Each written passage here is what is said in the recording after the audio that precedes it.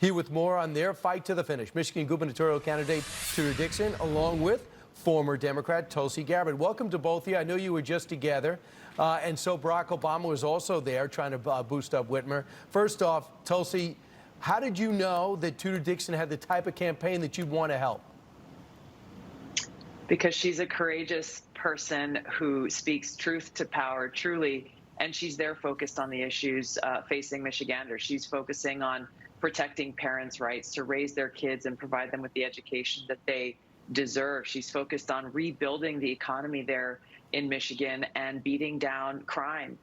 Detroit is facing skyrocketing crime rates. These are the basic issues that are not just sequestered to Republicans versus Democrats. These are issues that are facing everyone in Michigan.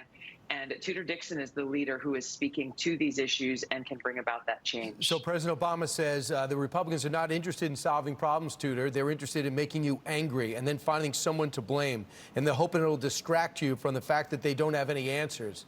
Does that sound like the Republican Party or you? I think that it's completely the opposite. When we look at, they're standing in a Detroit public school having this conversation. Detroit, the latest numbers show that Detroit lost 30 years of reading progress. Our students in Detroit are being robbed of an education, and nobody is willing to talk about that. He also talked about crime while he stands in the second most violent city in the nation and does not hold Gretchen Whitmer accountable for any of it. Governor Gretchen Whitmer has not done anything to improve education. It has taken a drastic turn toward the bottom 10 in the nation. Crime is rising and businesses are leaving the state of Michigan. So, Tulsi, you must recognize this. A lot of Democrats look at Governor Whitmer as a rising star. They looked at you as a rising star. When you wouldn't comply, they wanted to get rid of you. You ran for president anyway.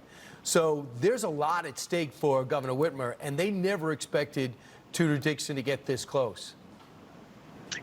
That's right, Brian. And I think it's interesting to see them play out these same old tactics that they've used against me. They've used against anyone who threatens their stranglehold on power. They refuse to have a real, true debate on substance and policy and hold themselves to account. Gretchen Whitmer hold herself to account to the results of the last 4 years under her leadership. I think the people of Michigan are seeing very clearly and unfortunately experiencing the negative effects of her failed leadership, and why they're looking for real change and fresh leadership for them to move forward. And she's a shutdown governor that really went over the top to shut down businesses and people and schools. Tudor, your closing argument to close what could be a 3-point gap?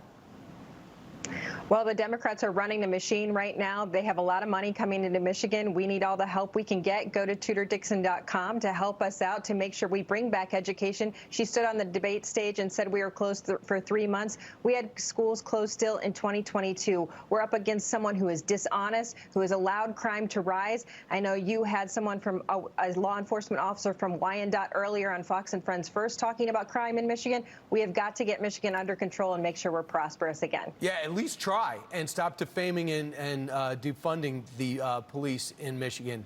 It would certainly help. I think something's resonating there. Tudor Dixon, thanks so much. Tulsi, I know you're on to Illinois, so you're not stopping.